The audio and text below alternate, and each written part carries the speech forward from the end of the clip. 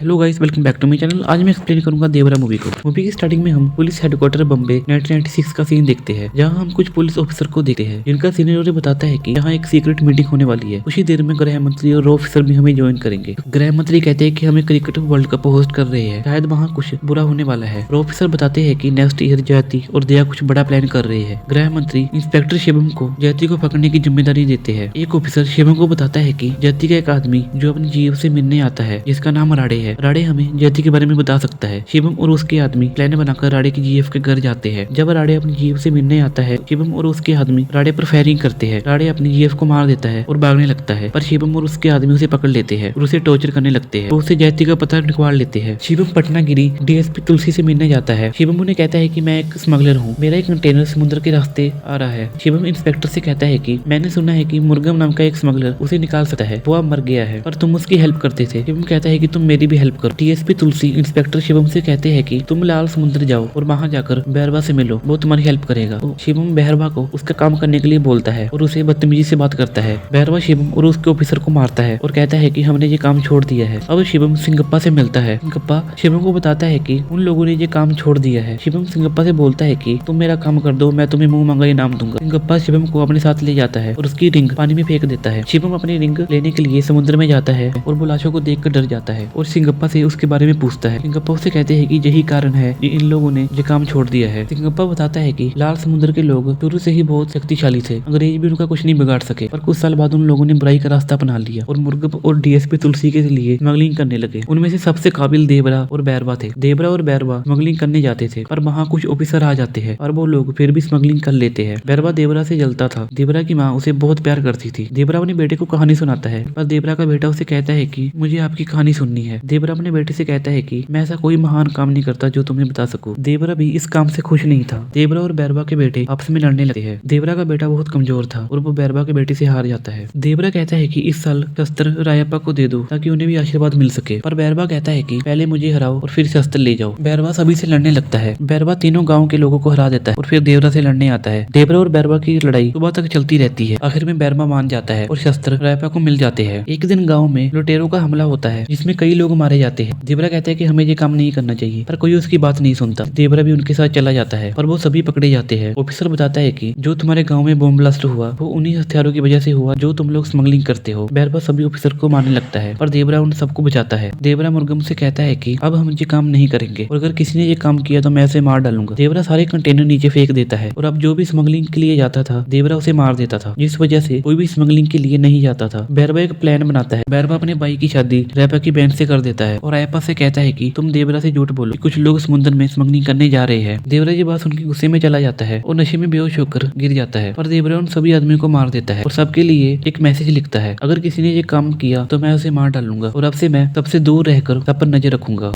देवरा सबको अब मारने लगा था, जिसकी वजह से सभी लोगों ने स्मगलिंग छोड़ दी थी और वो मछली पकड़कर अपना गुजारा करते थे। सभी के मन में देवरा का डर बैठ गया था। भैरवा ने अपनी एक सेना बनाई ताकि जिस दिन देवरा उसके सामने आए तो वो उसे मार सके। देवरा का बेटा बरा देवरा जितना बलवान नहीं था। बरा अपनी दादी और माँ को देवरा को भूनने के लिए बोलता है। अब हम संगलम को देखते हैं, जो अपने लिए लड़का ढूंढ रही थी जो उसके काबिल हो। बरा शस्त्र पूजा करवाने के लिए रायप्पा के पास जाता है। रायप्पा उसे बैरबा के पास ले जाते हैं। बैरबा मान जाता है। बरा सबसे लड़ने लगता है और सभी को हरा देता है। दरअसल उसने सभी को नशे में डालकर धोखे से मारा था। शस्त्र देवरा के गाँव को मिल जाते हैं। सुबह सभी को पता लग जाता है कि बरा ने धोखे सबको मारा था। संगलम भी बरा से गुस्सा होती है। एक आदमी बैरबा को छोड़ के जाने लगता है, पर बैरबा के आदमी उसे मार देते हैं। बैरबा मुर्गम से बोलता है कि हमें फिर स्मगलिंग शुरू कर देनी चाहिए, पर मुर्गम उसे कहता है कि पहले देवरा को मारो और फिर मैं तुम्हें काम दूंगा। बैरबा सभी जगह ये अफवाह फैला देता है कि देवरा मर गया, जिसकी वजह से देवरा की माँ बीमार हो जाती है। देवरा अपनी माँ से मिलने आता है। बैरबा और उसके आदमी उसका इंतजार कर रहे थे। जब देवरा जाता है तो बैरबा और आदमी उसे पकड़ने के लिए उसके पीछे जाते हैं, पर वो उसे नहीं पकड़ पाते और देवरा भाग जाता है।